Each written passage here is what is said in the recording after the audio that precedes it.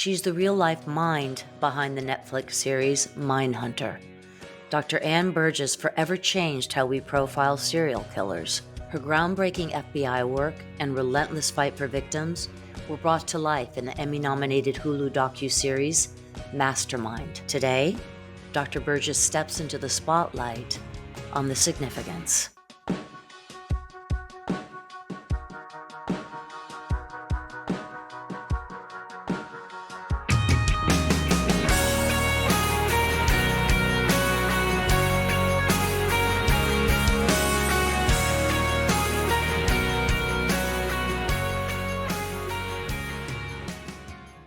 Don't forget to like, subscribe, and hit the notification bell. The Significance with Tyler and Signy starts now.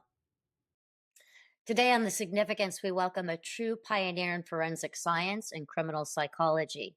Dr. Ann Burgess is a trailblazing psychiatric clinical nurse, researcher, and educator who helped the FBI develop its criminal profiling unit, work that inspired shows like Mindhunter. From studying trauma and victimology to sitting face-to-face with serial killers, her work has changed how we investigate crime and care for survivors. Dr. Ann Burgess, welcome to The Significance. We're so happy to have you with us today. Well, thank you for inviting me. It was a dream of mine to have you, Dr. Burgess. So you started your career in psychiatric nursing. What drew you to that field initially? I was driven there because my psychiatric nursing instructor said she thought I'd be good in the field. So I said, well, if she thinks I'll be good, why not? And she encouraged me to go on for my master's degree, which is where you specialize in nursing is at the master's level. And so I took psychiatric nursing, and I like working with people that really had problems, more mental health issues than any physical kinds of issues. And I just found it helpful in talking with them. Was there a moment or an experience that led you to studying trauma and violence? Well, my access to trauma really came about from a colleague of mine who just joined Boston College at the same time. That was Linda Holmstrom. And she knew that rape was going to be a big issue for women. Mm-hmm. And she was looking for a new topic to study. She had just finished her dissertation, as I had. And we taught an informal class together. And in talking, I was fascinated with what she was saying about women and this issue of rape. I hadn't had much about it in my studies and so forth.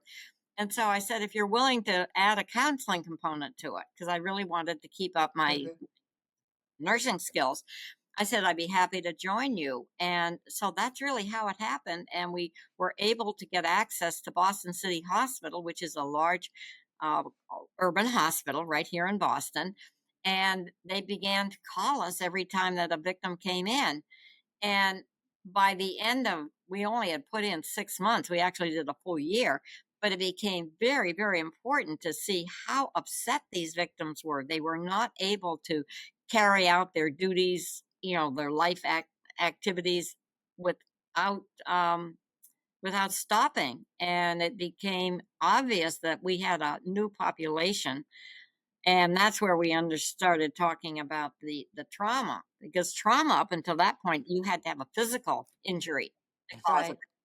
So how did your understanding of victim psychology evolve in those early years? Just listening to them, they're telling not only what happened, because see, that wasn't really very well described.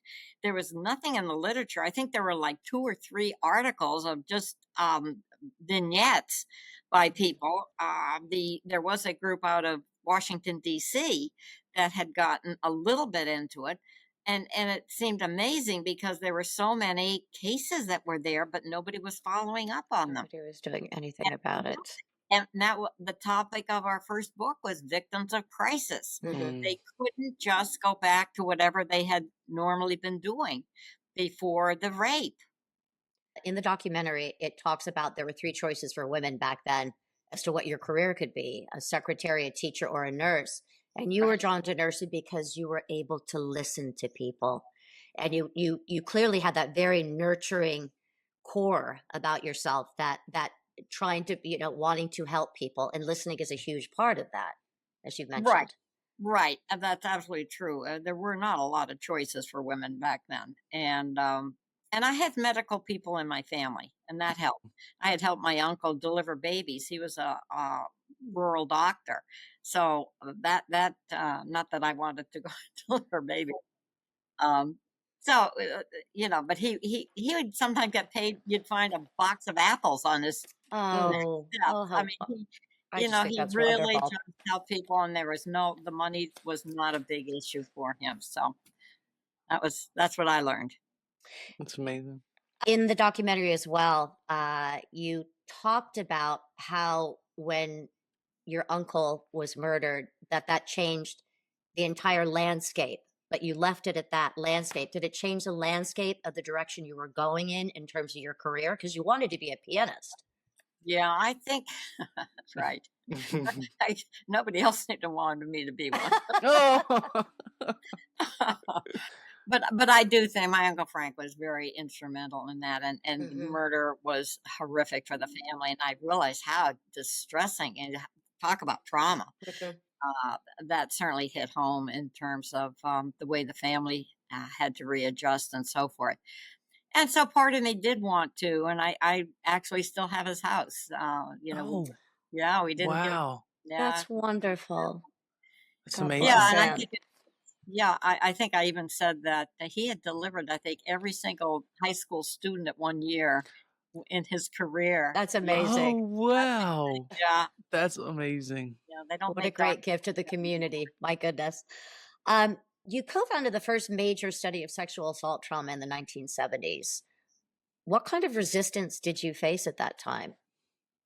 Oh, well, there were two ways that women got raped. One is because she was wearing some clothing that was Right. provocative, She's or responsible. she was responsible, absolutely, and you blamed her, and so you Mhm. didn't have to think any more about it. I mean, it was just incredible, and that still exists. I can remember in the early days they'd always say, "Do you believe her? Do you Mm. believe her?" And that was a big question. And I just thought, this is so odd. Why don't they keep asking that over and over? I don't get asked that so much anymore, but I think we have come a ways. And Mhm. I think that the women's movement and nurses, the other big thing that I felt I could do for nurses is the rape kits. Mhm. That the nobody wanted to go into the courtroom, and so the nurses were the ones that were very always there, and so they really kind of took over, and that's where the sexual assault nurse examiner, came in. And I really think that's so important because we were able to train them to provide listening and getting the story and getting a very clear statement of what happened was very helpful in Mhm. the writing up the nurses notes for court. Touching upon what you just said, there are still threads of this discussed in modern day. Most recently, the PDiddy trial, where the public, you're hearing notions of, but she stayed for 10 years. Right. That does not negate that she's a victim as well. So you still hear threads of that.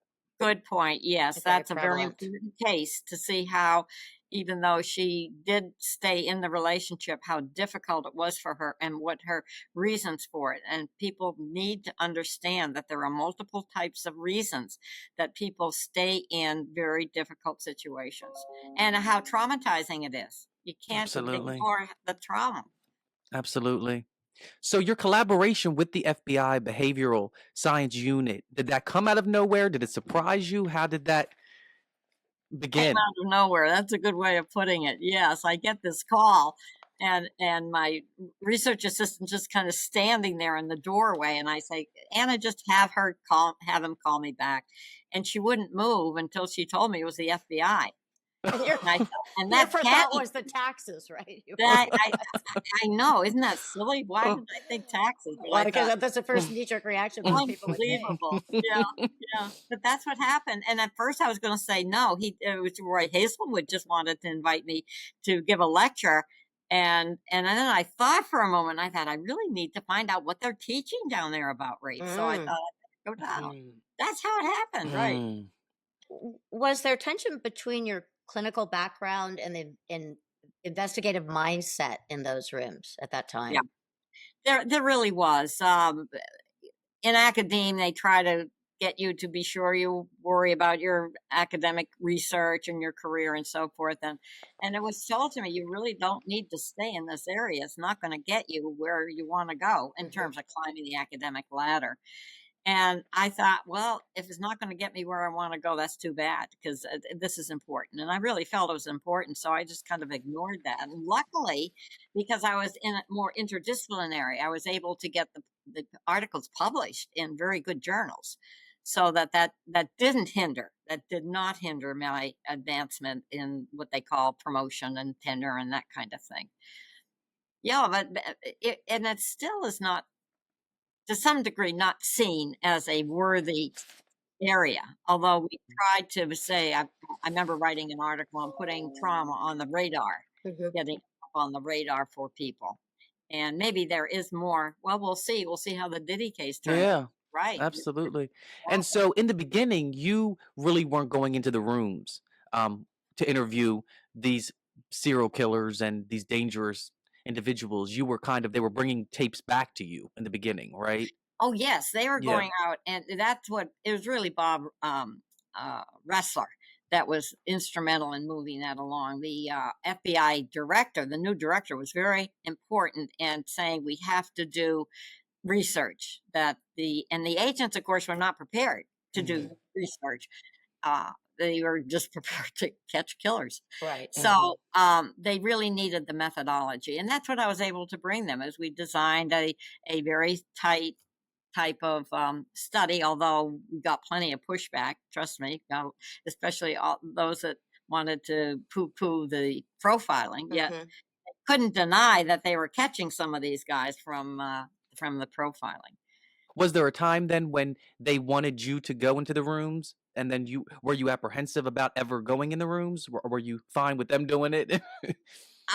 I was fine with them doing it for the study. Definitely was that was important, because we wanted it to be had to have it pure, so to speak. And I do think that it made a difference that the serial killer talking to an FBI agent was different than if he had to talk to me or he had to talk to someone else. That there was that elite aspect, that they were seen as pretty important in the prison system. And so they did talk. The problem is the agents didn't know how to direct their talk. I really had to, because I remember Bob Ressler saying, I said, well, wouldn't you asking, I know Squeaky Fromm was one that he really liked talking to. And he said, we're just trying to get her to talk. And I said, well, you've got to direct it some way. You've got to have certain questions that you're asking each person that you interview.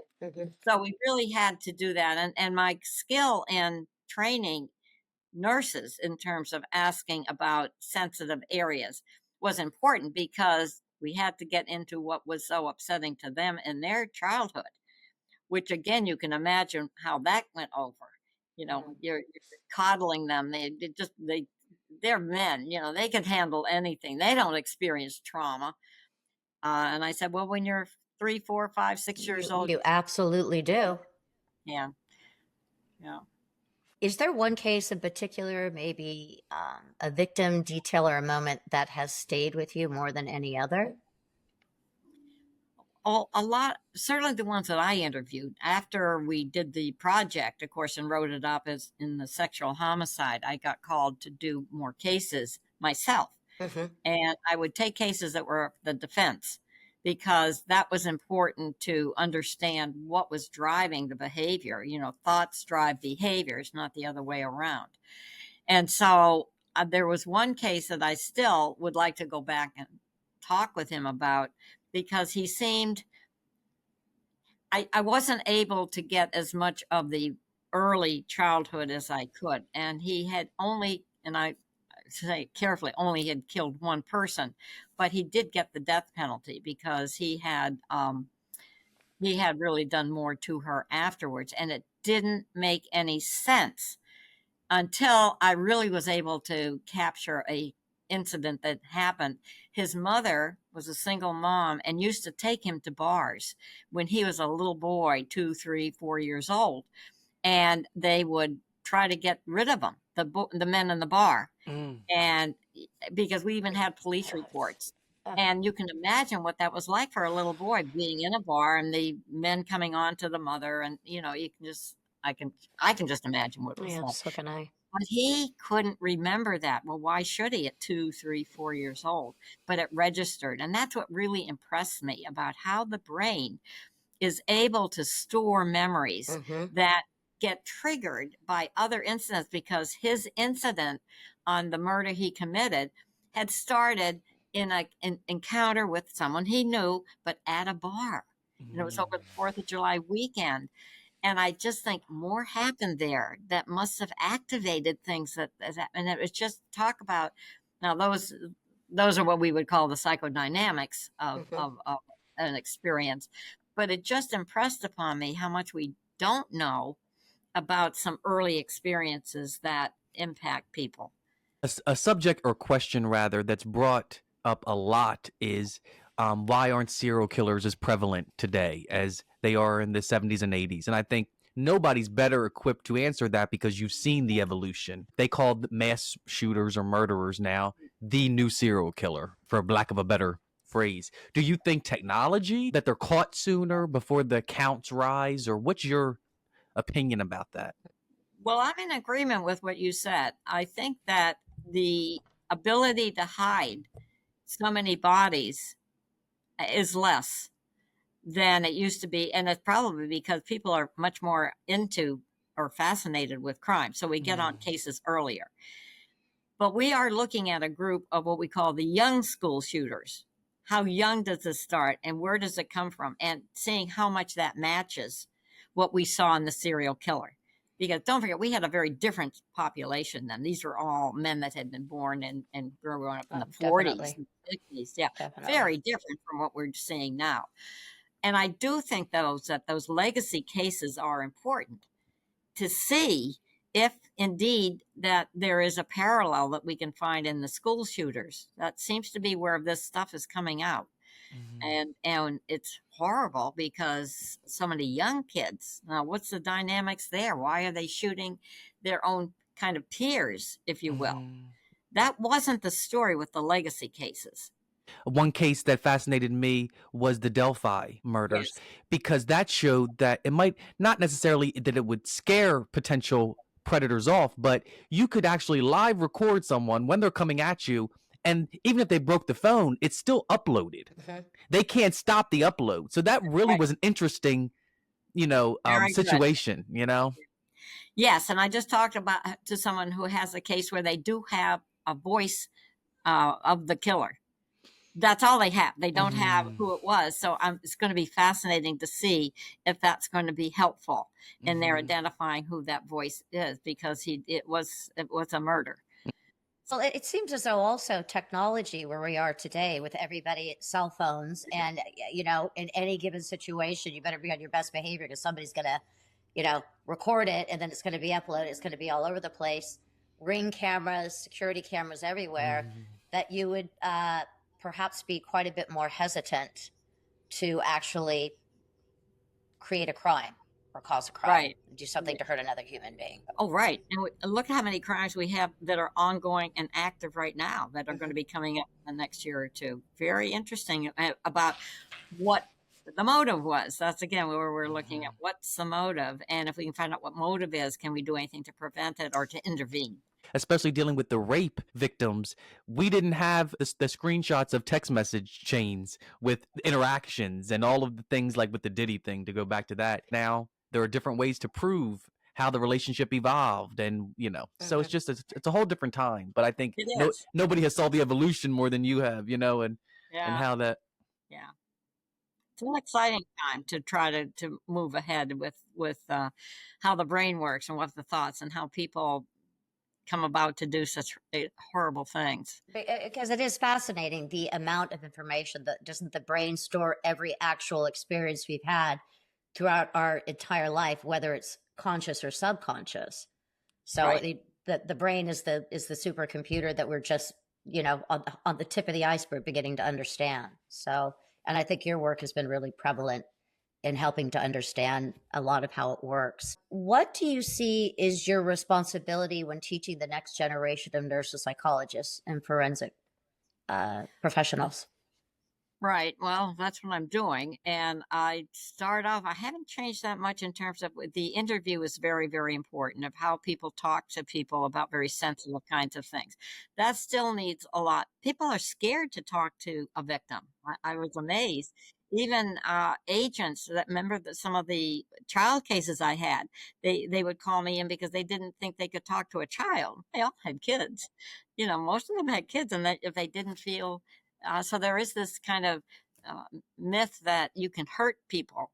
And to some degree, of course, you can by what is said, but still, there's a lot that we need to help people understand. It's what I call autognosis, is diagnosing one's own bias or one's own feelings at the time and making sure that that doesn't get carried into the interview, no matter what you feel or think.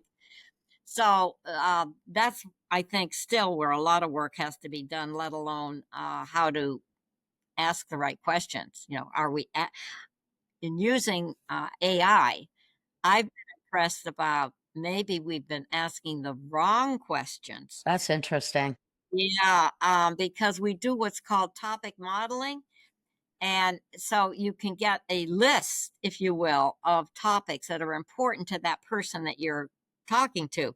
And you may not have thought of those. You think that everybody, you should ask them the same questions, et cetera, et cetera. Not that you shouldn't, but there are still certain questions that are unique to them. Mm-hmm. And if you don't get that at the time of your interview, you usually can't go back, but that could be a key.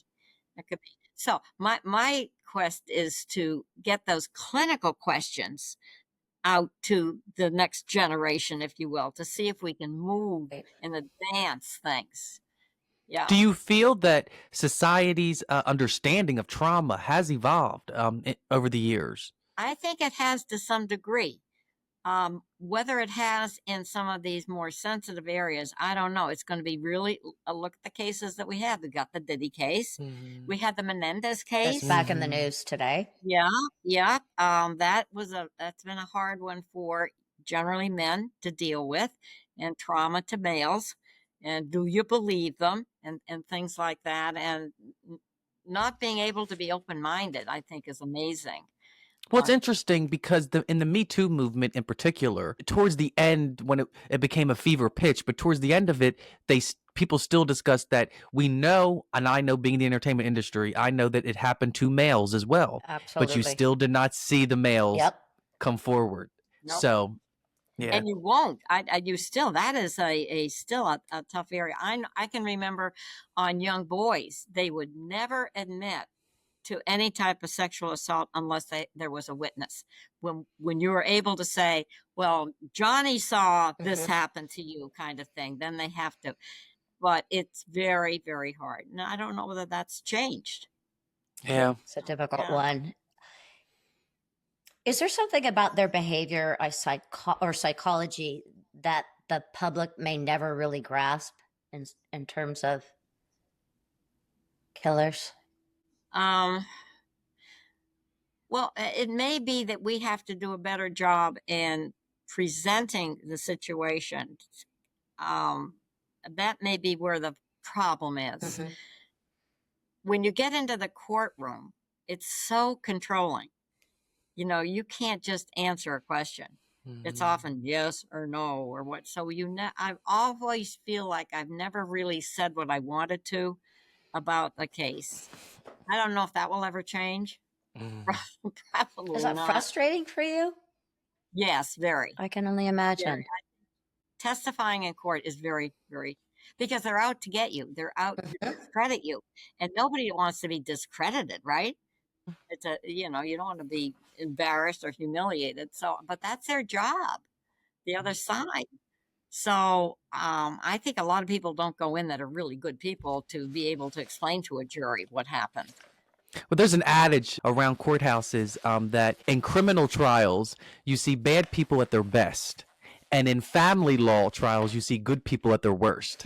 And I think that really applies, to That's very interesting. Yeah. So there's a difference between when the crime is within the family or Mm-hmm. domestic, or whatever you want to call it, and when it's been a stranger. So there you go. Yeah, absolutely. That always stuck with me when I heard a lawyer say that. So you've undoubtedly encountered patterns or insights that didn't make it into formal publications. Could you share an observation or realization that, while perhaps anecdotal, provide a profound understanding of criminal behavior or victimology? Yes, the patterns, that's what we focused on, the patterns. And they wouldn't rise to the level of what we call statistical or results.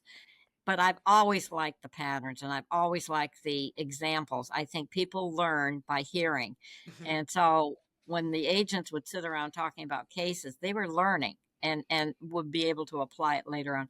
I learned that from my husband's a pilot. We and the pilots would sit around and talk about near misses.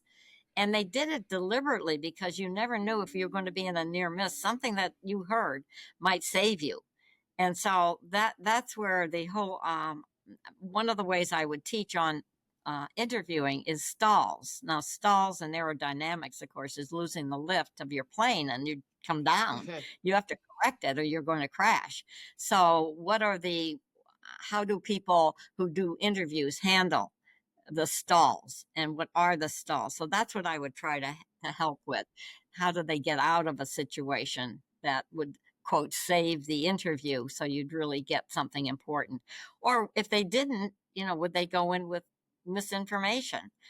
So interviewing is really, I think, more of a skill than we give it credit for. You also commented on in the documentary Mastermind the importance of gaining the trust of whomever you are interviewing and working with, particularly that young girl. I believe her name was Opal. That was just a heartbreaking segment to watch that, but Yes. it was just or listening to the way you worked with her and created that trust, which allowed her to open up and share or actually remember what had transpired was inspiring.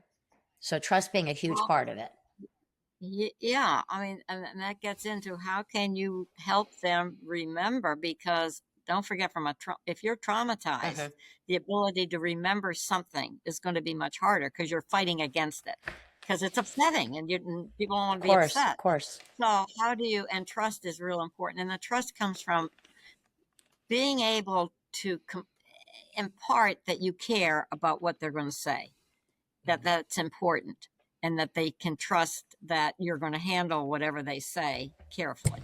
I think that's it. When people don't trust, and in criminals, you got that. They don't trust for a lot of reasons growing up. They've had bad situations. So it is hard to get past that when you're dealing with an offender or trying to get information. On the victim, it's going to be a little bit different because you have to be able to guarantee that you're going to treat them and what they're going to tell you very respectfully, no matter what it is and how hard it is for them to tell you. Did you also have to develop a lie detector where you started and then have to tell them, I don't think they're being truthful about this? Or where did that skill, did you have to? Yeah. Absolutely. You can't put information in if you don't think it's truthful. And so we would spend a lot of time on that. A lot of time. How much are they trying to manipulate? Because they're masters at it. Of course. They've been practicing that all their life. So that's a great point that we had to, could we trust what they're telling us? We were talking with someone about the Adam Walsh case and Otis Tulle, who confessed to 100 murders. And so for a profiler, obviously he didn't kill 100 people. And there are different reasons why people do confess to different things, a myriad of reasons. So I think that's being a lie detector becomes really important too. And when you're deciphering these interviews. Yeah, we handled it two ways. The agents did have a lot of total access to any prior records. So we would make sure that it was in the record. Something had to have been recorded. And then the other way that we did it is to do interviews. I can remember on one of my cases where he said he was like 6 or 7 and had this incredible sexual experience with a neighbor girl. And I thought, this couldn't be. But we went out and found that neighbor girl, and she did confirm it. And that's where a lot of the teasing started, because he was teased about it. His mother and his sister teased him, saying, "Why couldn't you have picked a prettier girl?" That's awful. I mean, something like that. And he just couldn't tolerate teasing. Anytime somebody tried to tease him, he'd kill them. So, Wow. Wow. How do you feel about the way true crime has become entertainment? everybody likes a good mystery, right? So it has become a very popular topic. And I think it's for a couple of reasons. One is, unfortunately, we got a lot of it going on, right? Most of the time. And second of all, for women, it's a way to kind of guard against not becoming a victim. If you hear the story, maybe you can say, make sure I don't try that, or something that seems so innocent could have turned deadly for some other. And that's one of the reasons that I talk about the cases, so that, and I've had students email me years later saying they got out of a tight situation because of something, because we would look at what we call coping mechanisms. Amazing. How did other victims get out of situations? Always try to find that. Which we did have on some of the cases. So I think that and especially when a mystery hasn't been solved, that's why I think profiling is of interest. And it teaches people to think in a certain way. I think it's good. How logical can you be? How can you take clear evidence and then make it part of what you're going to profile? So I think it's a very good skill. And following up with shows like Mindhunter, bringing your work to a broader audience, do you feel that the dramatizations have helped or hindered the public's understanding of criminal profiling and forensic psychology?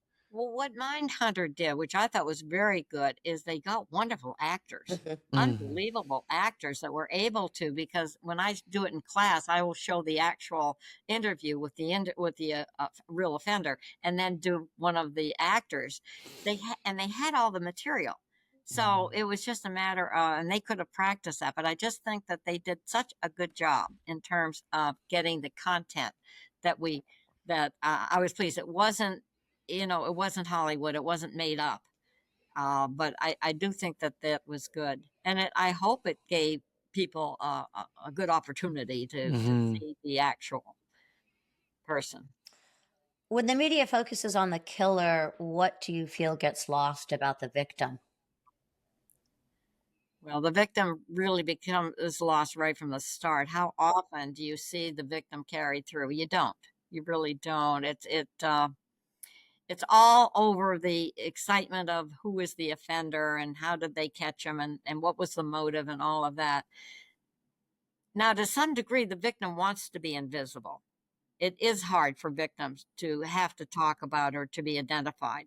So I think that the media's response to not identifying him has been very helpful. So you want to make sure that the victim has access to resources. That's where we say you've got to have. Sometimes they don't. It is so painful that they don't want to have to talk about it. And it can give them nightmares.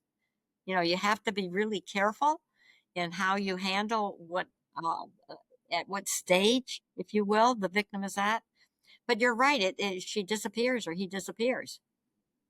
And they don't want to be known as Kemper's victim or, something like that. There was a show back in the late 90s called Profiler with Ali Walker, and they tried to show how the profiler's mind worked. And I think it confused audiences because it almost made her look like she was psychic, but it was just trying to show the audience how a profiler would walk into a scene and analyze it. So is there a common myth that you've encountered over the years that you wish people would unlearn about just profiling in general? Well, we probably should have shown how the agents did it. And it was really fascinating. They'd sit around the table with all these crime scenes and they'd go back and forth. And it was like they were working the case. It wasn't an immediate, it had to have been somebody that was, 5'10" or something like that. And the other thing is sometimes when they would come up with a characteristic, they could have gotten to it different ways.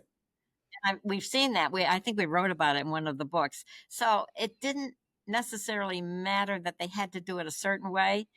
And that's one of the things that we decided not to do the profiling book initially, although we had planned it, because I remember John Douglas was afraid that people would take it as a cookbook, and it wouldn't, you can't do it that way. You still have to bring, or at least I learned from the agent, they have to bring their experience, so that the more cases that you've been exposed to or had to work or whatever makes you a better profiler. That we did find out. Not everybody down at the academy could be a profiler, and that's out of a number, say, 30 or 40 instructors.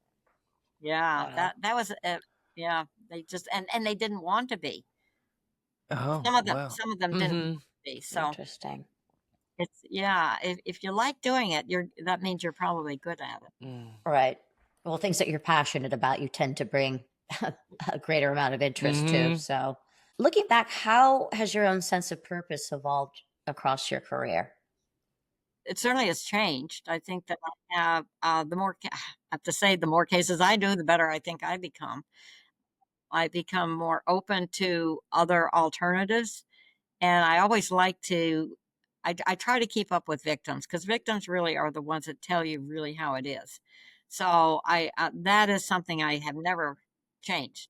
I still do as many cases as time will allow, so to speak, so that I don't forget that. And I'm working with a group right now that is really, really very vulnerable. These are demented people with dementia who Oh are dear. sexually abused. And I get really upset over it, because the lawyers will say, well, what's the big deal? She won't remember it. And that's not so. That is not so. I'm going to be looking at about 100 cases that I can act, and I do go into court on that, and I do write reports so that we can speak for the victim. That person has obviously cognitive problems, right? But you also deal with people that have cognitive problems that aren't at that stage of life, and that can be from a intellectual problem. How do you the youngest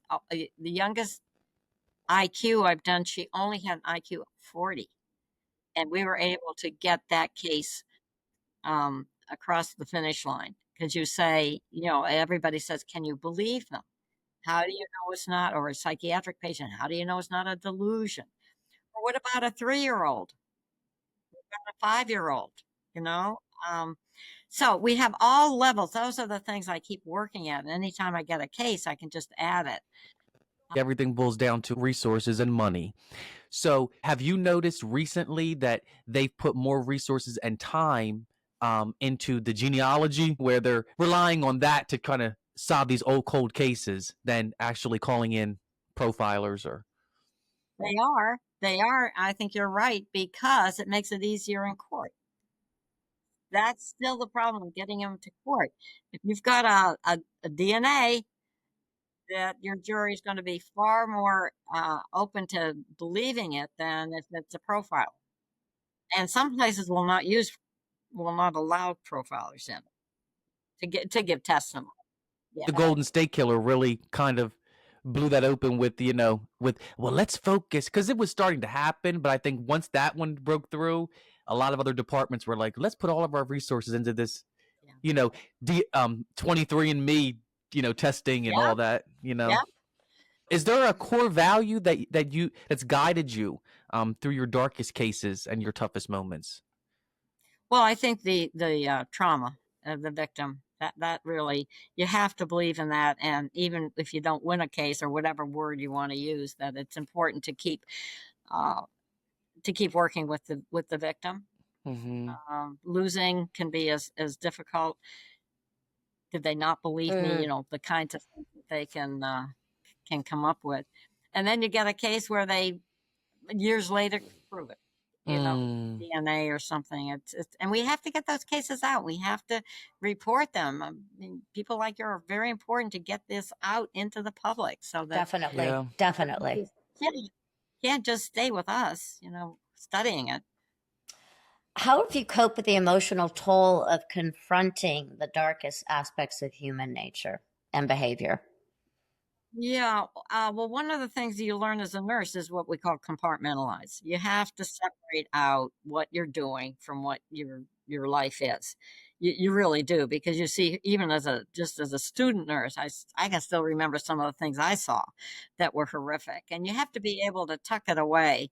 Not that you're ever going to forget it, but it can mean trouble for you in your whatever you're doing. So that's what I that's what I recommend that people do, and I think most people that look at first responders. I mean, Mm. golly, there are some jobs that are unbelievable how people get through them, and they have to be able to compartmentalize. Have you ever forgiven someone that you studied, or have you seen redemption in unexpected places? Well, I feel very differently about seeing somebody that's in prison. I could do that because they are where they should be. And if they often will say that they I can tell you that many of these offenders have said, "I couldn't stop. Somebody had to stop me." So I usually say, "Thank heavens you did somebody stopped you." And I can, so that at that level, I can say, "You couldn't stop yourself." So it's not that I forgive them necessarily for what they did, but I'm glad where they are. That's the best I think I can do. I know that there have been cases where I can think of the Amish case, that awful case where the man killed several of the Horrible. Amish It's teachers and horrible. Mm. children. Yeah, and the families forgave them. I mean, made it very, very openly. So that takes a different. That's part of their culture, and Mhm. I glad they could do it. It's not something I could do. What do you hope your legacy will be, not just in criminal justice, but in how we understand victims and healing? Well, the healing is really important. We need people to understand healing. I can't emphasize that enough. The victim, and that means you have to be able to understand what the victim went through. And again, I go back to what you brought up in the earlier on the Diddy case. Mhm. That's going to be very important of how people see staying in a situation that they feel they have no control to get out of, or that if they tried to get out of, it would have had horrible consequences. I don't think people can understand that until they really have heard it. So I hope some of that is coming through. I don't think people understand what young children go through. Some of the abuse cases, we're doing a study on indigenous people. Unbelievable what children, how children get murdered, and you don't hear about it. Mhm. And yet you saw the red flags march on. So we got to get that kind of information out there. People don't want to hear it, but it explains behavior later on. We end each episode with 7 questions that each they are the same for each guest. And they are introspective questions that the audience can look forward to because they know all the myriad of guests from all the different walks of life that we have are going to answer the same 7 questions. So, Signy, you take it away with the significant 7. If you had to choose one word that holds the most significance in your life, whether it defines you, guides you, or challenges you, what would it be and why? I have to pick trauma. Trauma, I think, is a very important word in my that I was able to get out on the radar for people. Psychological trauma, not physical trauma, because a lot of everything I do kind of circles around that. Very powerful. What is the most significant piece of advice that you have ever received? Don't be afraid to say yes to something. I wouldn't be where am or where I have been if I didn't take some chances and say, yes, I'll do it. Wonderful. And what do you feel is the most significant risk you've ever taken? My significant risk, I would say, is going into court. I find so stressful. And that is still very hard for me to do. It's daunting. So I would have to say, testifying in court.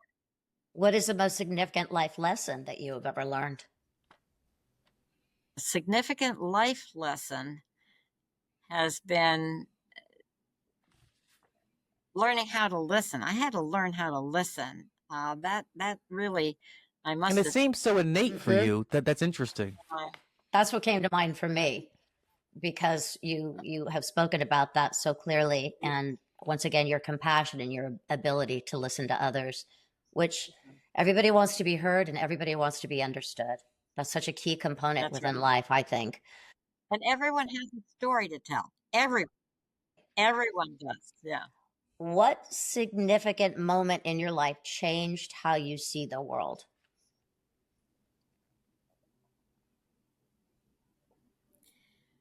Oh, I think that the view of the world comes from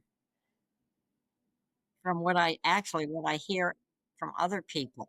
I have to hear the world from their view to understand it, because I, like everybody else, has their own view. So I would say that. I think that's significant. Yeah. What significant relationship has shaped you the most? I would say my family. I clearly feel my parents were very and certainly my uncles, my that's and my husband has been very, very important. Yeah, it's interesting, being a Yeah. pilot, what you drew from his I know, it's work and how you incorporated that. very Yeah. interesting. And you've Yeah. been, is it almost 59 years you've been married now? A long time to your husband. 66. Mm, I 66. am way Oh off the my mark. goodness. Oh my Kudos to You were you. goodness. very young.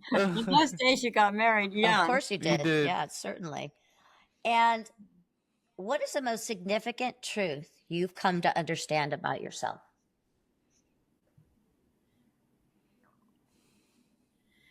I think that I can talk about it now.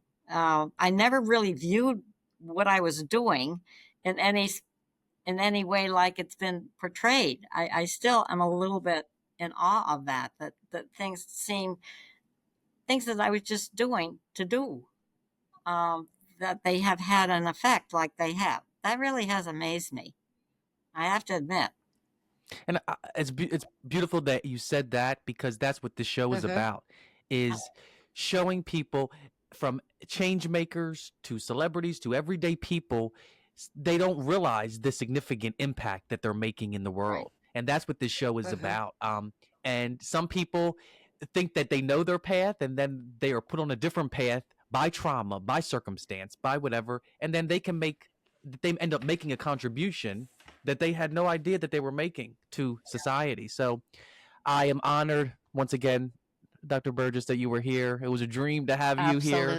And thank you so much for taking the time. And Signy, you wanted to share that she does have Oh, a book coming out. yes. You have a new book coming out. It is In Yes. in September. September, Yes. September 2nd exactly, called Expert Witness. And we will Yes. make sure to include the link to that so that people, Yes. I personally am very Yes. excited to read it. So looking forward to it. And I Thank you. cannot thank you Thank you. enough for your time. And Okay. somebody referred to you as a Batwoman because you have this incredible, your family, 4 children, a husband of many years, this incredible family life. And then what you have given to all of us so freely. I get very choked up thinking about it as a woman in a man's world. What you have, the change that you have inspired, evoked, that has helped change the whole landscape of our society. I cannot thank you enough for that, for what you've given to all of us. So thank you. You're more than welcome. And I personally am just glad that you're able to get your flowers and hear this, because some people don't get the chance. So I'm glad Exactly. Oh, that's that you're able to know how many people you've touched and Right. But isn't it helped. amazing? So You've done this incredible body of work. I'm sorry, Tyler, I'm going on and on. And yet sometimes it's so hard to step back and see the value of ourselves and our body of work, because we It just is, take it yeah. as, oh, it's just another day. It's just another thing I have to do in my list of things I need to conquer today or achieve today. But I just, you're inspiring. So thank you for that. yeah. Thank you. Thank you so much. And all of our listeners, we will put all the links, for her upcoming book that's coming out in September. And Dr. Burgess, once again, thank you for joining us on The Significance. Thank you. Thank you for the invitation. It's been a delight. Absolute delight. I love your Thank you. questions. A pleasure. Thank you. Bye-bye. Okay. Bye-bye.